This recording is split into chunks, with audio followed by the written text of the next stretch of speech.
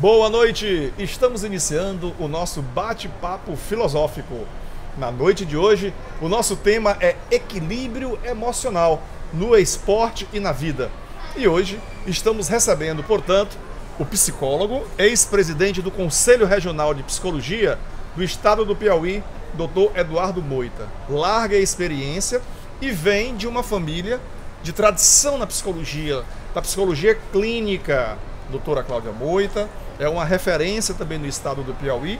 Inclusive ela foi, se não me falha a memória, presidente do conselho ou também. Fundadora, se não me falha a memória. Fundadora, sim. Olha aí, sim. acertei. Acertou. Então passo agora a palavra para as suas considerações iniciais, doutor Eduardo Moita. Muito bem-vindo. Boa noite a todos e todas. Obrigado pelo convite, professor Zé Filho. É um amigo de longa data, né? É uma satisfação imensa estar aqui e dizer que é um tema muito importante. As questões emocionais, não só no esporte, mas na vida como um todo, elas precisam ser debatidas, elas precisam ser faladas, elas precisam em muitos momentos serem trabalhadas, porque todos nós temos dificuldades, todos nós passamos por situações difíceis e quem está no esporte também não é diferente. Então a gente precisa refletir sobre isso. Nós temos diversos exemplos de grandes atletas do mundo que pararam em algum momento do seu trabalho, da sua vida, em virtude de questões emocionais. Nós temos grandes atletas no mundo que agradecem a participação de psicólogos, pilotos de Fórmula 1, atletas do atletismo, natação, de várias modalidades do esporte mundial. Então é muito importante a gente estar tratando e refletindo sobre essa temática. Perfeito. E, inclusive, lembrando, eu deixo aqui a deixa ao doutor Eduardo, que ao longo de muito tempo as pessoas diziam, não, mas psicólogo, psicanalista, psiquiatra é coisa de, entre aspas, de louco, de doido, de doente mental. E as pessoas pensam que é como se um psicólogo, psicoterapeuta fosse apenas, por exemplo, um profissional como no corpo de bombeiros, só sempre para apagar incêndio. E não é. É totalmente diferente. Qual é a importância da psicologia para a vida no dia a dia? Bom, vamos lá. Eu como psicólogo, eu sempre gostei muito das questões, Zé Filho, das questões sócio-históricas. Por que existe esse pensamento, né? A gente sempre viveu num mundo excludente, onde quem é diferente, quem possui algumas características, é excluído da sociedade. A gente precisa refletir sobre isso no nosso processo educacional, né? As metodologias educacionais, muitos cursos têm metodologia ativa, muitos hospitais têm o que a gente chama de busca ativa diária nos hospitais. Então, dentro da sociedade também é isso. A gente vivia num modelo que quem trabalhava, né, quem tinha questões emocionais, era colocado à margem, em hospitais, em situações muito difíceis, insalubres, vexatórias e uma série de questões. Com o passar do tempo, as pessoas foram refletindo que certos problemas, certas questões, certas doenças emocionais poderiam ser tratadas e aquelas pessoas poderiam ter sua vida corriqueira normal, como qualquer outra pessoa. Então, a partir daí começou a ter uma valorização, começou a se pensar na valorização de diversas profissões. O psicólogo, o psiquiatra, o terapeuta, ele tem um papel muito importante. A gente precisa derrubar barreiras, derrubar mitos, né?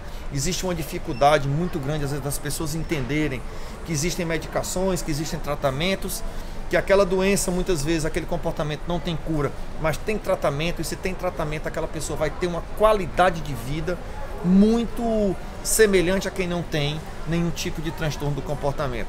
É muito importante a gente entender que nós somos diferentes. O ser humano, ele é um ser idiosincrático, ou seja, ele é diferente. E a gente precisa respeitar e valorizar essas... Eu não tenho elementos para dizer uma quantidade, um percentual estatístico, mas já tem algumas escolas que têm um setor, um departamento, por exemplo, de psicologia. Inclusive, em Teresina tem uma escola que tem uma referência a nível nacional e que lá tem um setor com um número considerável de psicólogos para atender demandas, seja, por exemplo, da psicoterapia propriamente dita, ou pelo menos o início, né? Lógico, não se vai fazer ali um consultório dentro da escola. Sim. Mas a psicopedagogia, então, tem psicólogo que também faz essa formação? Sim. Muito interessante isso, para você pensar, você falou da minha mãe, lá nos anos 80, no final dos anos 80, ela desenvolveu um projeto de pesquisa e extensão pela Universidade Federal do Piauí, de apoio psicológico de situações a algumas escolas de Teresina. Então foi daí que começou a se perceber a necessidade disso.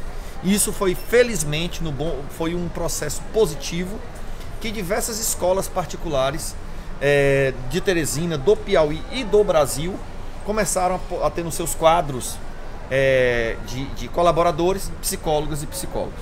E aí a gente para refletir que quando estive à frente do conselho, lutei um tempão sobre a questão da inclusão do psicólogo no sistema público. E felizmente no ano passado foi aprovado um projeto de lei onde diz que as escolas públicas obrigatoriamente terão assistente social e psicólogo. Em Teresina ou no estado? No Brasil. Isso é um projeto federal. Um projeto federal. E aí nós estamos agora com um projeto Maravilha. na Câmara dos Vereadores para dar uma celeridade a isso, onde as escolas municipais de Teresina vão ter psicólogos e psicólogas nos seus quadros permanentes. Inclusive eu sou professor há quase 20 anos do Instituto Federal do Piauí e no campus que eu atuo, que é o Teresina Central, nós temos quase 5.000 alunos. Então nós temos 2 setores. Um que é o Departamento de Saúde. Então lá tem médico, tem dentistas, tem enfermeiros e, se eu não me engano, são 3 ou são 4 psicólogos. Muito importante. Então, como nós temos turmas de manhã, de tarde, de noite, esse setor, Sim. ele atua de Sim. manhã, de tarde, de noite. Então, se o aluno tiver um problema, uma crise, um Sim. pânico, um choro, Sim. etc., ele é conduzido para lá de manhã, ou se ele estudar à tarde, ou se ele estudar à noite. Sim. E além desse departamento, doutor Eduardo, nós temos também um outro, que é o NAPNE, que já é o Núcleo de Apoio a Portadores Especiais, de Sim. deficiências especiais. Sim. Sim. Então, lá, além de psicólogo, tem também psicopedagogo e assistente social e etc.